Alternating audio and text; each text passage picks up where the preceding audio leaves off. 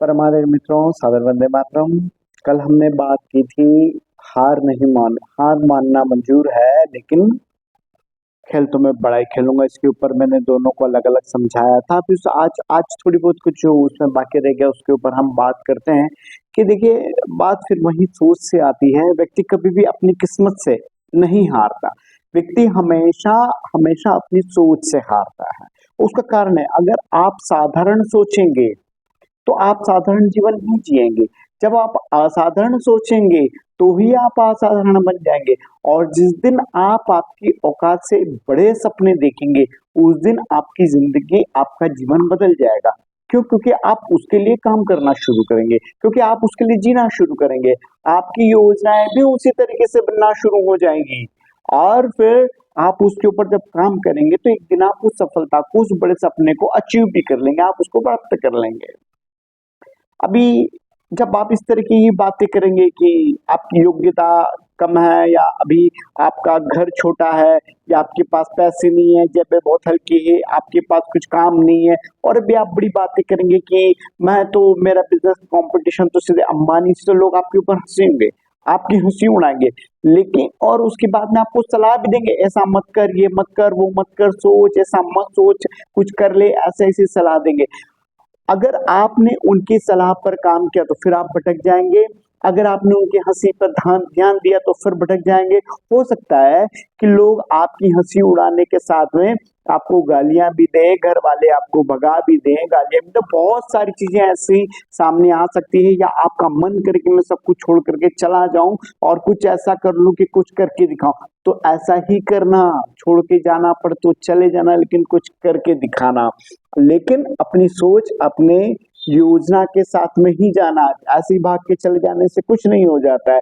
तो अगर आपने जिस दिन इस तरीके को कदम उठाया, असाधारण जीवन जीने का प्रयास किया, और अपनी सोच को बदल करके अपनी योजनाओं के ऊपर आपने कार्य शुरू किया, और आपने जिस दिन सफलता को हासिल किया, तो वही लोग जो आपकी हंसी उड़ा रहे थे, वही लोग जो आपका मजाक बना रहे थे, वही लोग जो आपको गालियां दे रहे थे, वही लोग जो बोल रहे थे कि देखा ये कुछ नहीं कर पाया, इसके पास कुछ नहीं है, वही लोग जो आपका छोटा घर में आंधी से कतराते थे, वही लोग जो आपको बड़े कार्यक्रमों में बुलाने से कतराते थे, वो आपको ताली बजाकर आमंत्रित करेंगे। ध्यान रखिए, जीवन में सफलता और सम्मान दोनों सिर्फ पैसों से मिलता है। तो अपना टारगेट सुपर, सिर्फ और सिर्फ अपना सपना मनी मनी रखना है, उसके ऊपर काम करना है। उसके लिए बहुत सारी योजनाओं पर मैं बता चुका हूँ, सारी बातें कर चुका हूँ। पर बात यही है कि आप किसी भी प्रयास में फिर इसी डायलॉग को याद कर लीजिए कि हार मानना मंजूर है, हारना मंजूर है, मगर खेल तो मैं बड़ा ही खेलूंगा। करो किसी बड़े के लिए प्रयास। अगर आपने गुरु पिक्चर देखी होगी जो धीरू भाई अंबानी के ऊपर बनी हुई है, तो उन्होंने किस तरीके से काम किया, उससे सीखिए, समझिए, उससे आपको इंस्पिरेशन मिलेगा।